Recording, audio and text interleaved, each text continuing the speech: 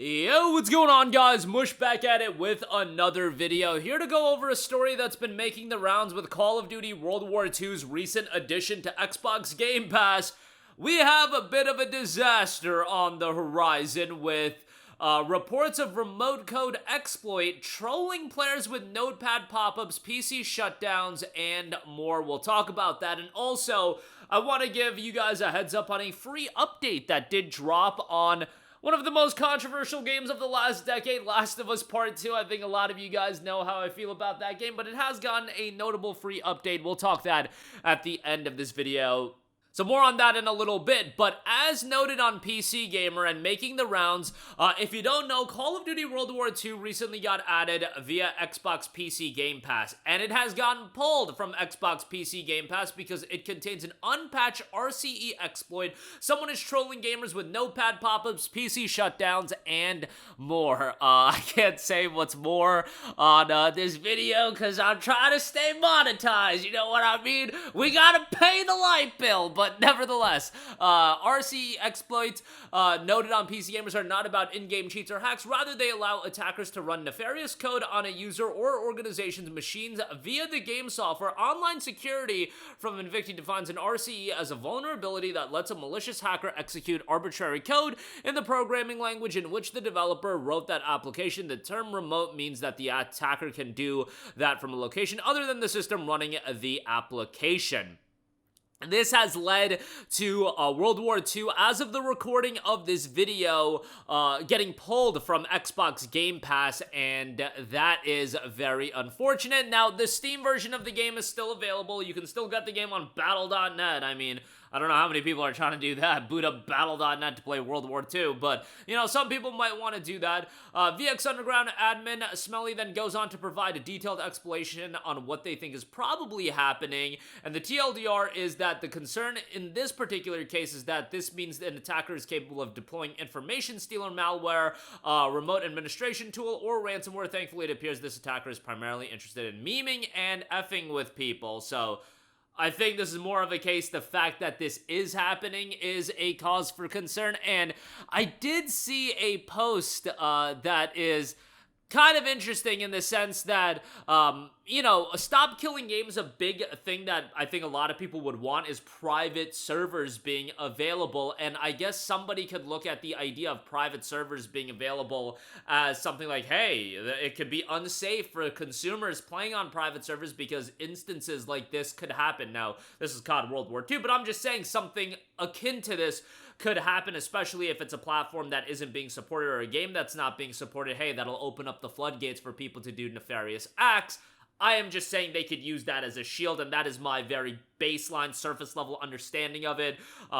But I'm just saying that could be used as an excuse. I'm not advocating that to be used as an excuse. I'm just saying from the developer's standpoint and the publisher's standpoint, it could be used as an excuse. But it looks like they are looking into this, and hopefully it will be remedied in the near future. And yeah, kind of a wild story as far as this is concerned, and I don't believe Activision has said anything directly as far as why this is going on. I don't know how many people are jumping back into COD World War II on PC, but given that it just got added to Xbox Game Pass, I know Game Pass is more so predominantly a console thing, but there's a lot of Game Pass PC subscribers, and World War II, any Call of Duty game getting added to Game Pass is always going to give it an elevated level of interest, even if it's for 24, 48, or, you know, 72 hours, however long it is. You know, it's going to have added interest, and this is just kind of a wild story, all things considered. So hopefully they get that remedied as soon as possible. I quite like COD World War II back in the day. Certainly not a game I'm going to go back and play, but moving on from that, a game that I did go back and play with its PC port was Last of Us Part 2 with the remastered release, and you know what? Playing through the game again, I don't like it anymore than I did initially, but I get that a lot of people do like it, and from a gameplay standpoint, I do believe the game is absolutely outstanding. Like, I think this game from a gameplay standpoint is incredible. Now, the issue is Last of Us is a game that I really enjoyed from a narrative standpoint, and the narrative I thought was a pile of dog crap in Last of Us Part 2, but now you you can experience that pile of dog crap narrative in a different way with a chronological layout. Now, if you don't know how Last of Us Part 2 is structured narratively, I think it's actually pretty unique where you go back and forth between Ellie's story and Abby's story, and it comes together in a cohesive narrative, at least, you know, what they attempted to be a cohesive narrative, and it pieces you the story together and you uncover the motivations of the characters throughout. I think it's pretty unique in terms of the narrative structure. The actual narrative itself is dog crap in my opinion, but the narrative structuring I think is incredibly unique, and the way it's done, I think it's a cool way to do a story. But now you do have a free update that offers a chronological style of playthrough. Also, going through Ellie and Abby's story, it jumps all over the place in terms of flashbacks, when things are happening, the days it goes through, and so on and so forth. Available for all players as a part of a downloadable update today. We've introduced a new way to play the story of The Last of Us Part 2 like never before. Chronologically, those who have already played will know that its story is told non-linearly as Ellie and Abby's motivations, realizations, and emotional stakes unfold across myriad flashbacks and present-day storylines. While this structure is very intentional and core to how our studio wanted Part 2's themes and narrative beats to impact players, we always wondered what it would be like to experience the story chronologically. And now you can do it as such. Through the new chronological mode, we believe players will gain an even deeper insight into Part 2's narrative. Players will be able to see how Ellie, being a gifted guitar, flows so neatly into her learning to play, for example, while the journey through Seattle will showcase the fascinating parallels between Ellie and Abby's crisscrossing journeys. You'll see how close they come into running into each other, how their actions impact each other, and more.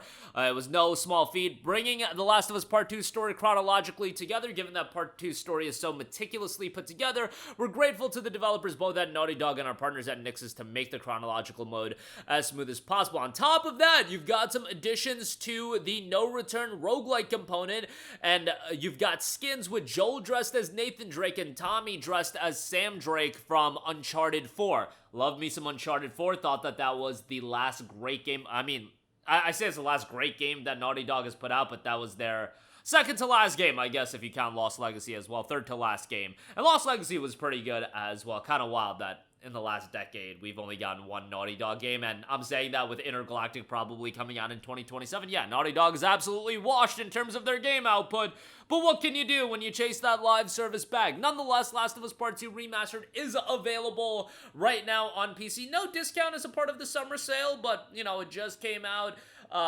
You know, again, I think from a gameplay standpoint, it's outstanding. Narratively, y'all already know that the big thing they do, is absolute nonsense, but the narrative, in my opinion, is trash. Even beyond that, I think it's just really, really bad for a lot of instances. The characters are completely unlikable, and like, okay, if your baseline for success and your gauge for success is, oh, it makes sense, the character motivations make sense, okay, yeah, the character motivations make sense. That doesn't eliminate the fact that a large portion of the characters are absolute charisma vacuums that are completely unlikable. Like, bro, okay, if you're big complaint, oh my god, it makes sense. All right, more power to you, and if you like this story, great. What I always hate about it, though, Last of Us Part 2 diehard fan base, that they love the game, more power to them, but they want to talk about it from their high horse and their high throne, being like, you just didn't understand the incredible storytelling of Last of Us Part 2. You and your single brain cell mind couldn't comprehend this beautiful story about forgiveness. Bro, everybody got the story of Last of Us Part 2. It's not this brilliantly original story. I think how it was conveyed was incredibly original in terms of the structuring of it, but the story itself, you know, chasing revenge isn't always the right route to go, and you should be forgiving and so on and so forth. Like, great, if that resonated with you, more power to you. I thought it was a pile of trash, and it's not because my single brain cell that I have equipped couldn't comprehend it. No, I was able to utilize 2 of my 4 brain cells, and I could comprehend the story of Last of Us Part 2. It just is what it is. I thought it was trash. But the gameplay is amazing, No Return is awesome, and I still think from that standpoint, the game is worthwhile to play through, and you do have the chronological update here available for free, and if you beat it with a chronological layout, you will get a couple of free skins as well. That's gonna do it for me. Again, wild story with Call of Duty World War II, as that's been pulled from Xbox Game Pass amidst an exploit of the game, but yeah, hopefully they got that remedied as soon as possible. And Last of Us Part 2 gets a sizable free update. Look, a lot of people love it. It's got a very positive reception on Steam, so more power to everybody that played it and liked it. And I played it, and obviously I liked it from a gameplay standpoint. Narratively, I still think it's trash, but that'll do it for me. Your thoughts down below. As always, thanks for watching, and I will catch you guys in the next one. Peace out.